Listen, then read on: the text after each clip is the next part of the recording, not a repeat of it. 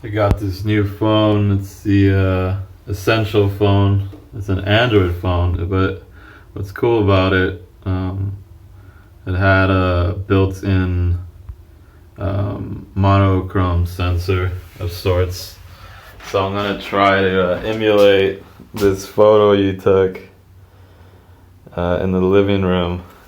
Let's see how it turns out. I guess another thing to ask. Let me ask Gemini. Can you tell me what the monochrome sensor was for on the Essential phone? The monochrome sensor on the Essential phone worked together with the color sensor to capture more light and detail in your photos, especially in low light situations. This is because monochrome sensors can capture a wider range of light than color sensors. The phone combined the information from both sensors to create images that were sharper and had more contrast than what you'd get from a regular color sensor. Cool, and how would this benefit the black and white photo mode on the Essential phone? That's a great question. Since the monochrome sensor is designed to capture a super wide range of light, it could make your black and white photos have a lot more detail and depth. You'd get those really crisp shadows and highlights that make black and white photos look so dramatic. Alright, so we're gonna put that to the test now. We're gonna open the camera app. We're gonna toggle over to the black and white mode.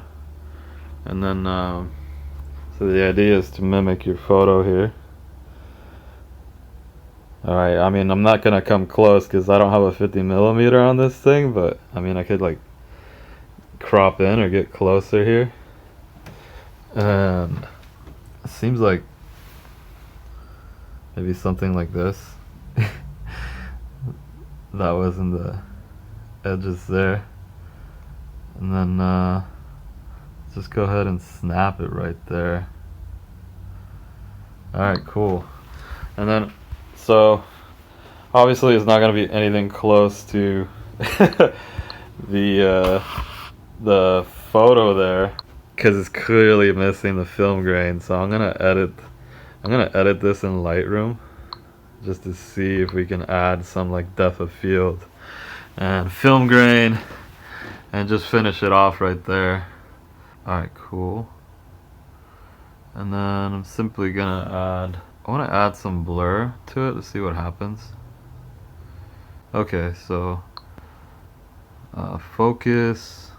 Okay, that's pretty decent right there. It's kind of blurring out the background just slightly. And then I guess the main thing was to get we want to get the grain in there. So how much grain though?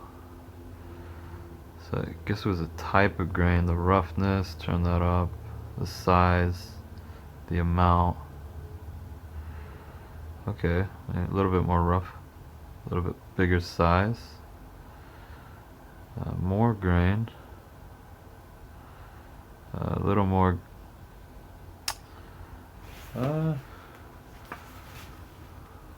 let's see.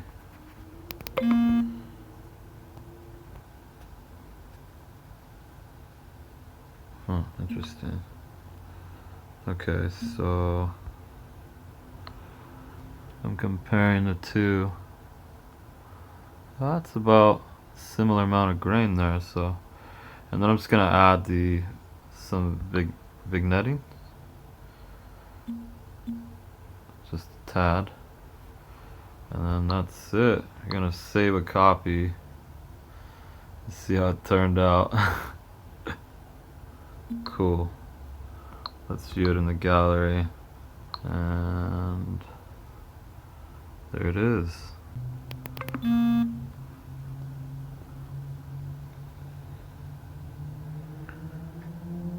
I mean, I think there's still more film grain on the original photo.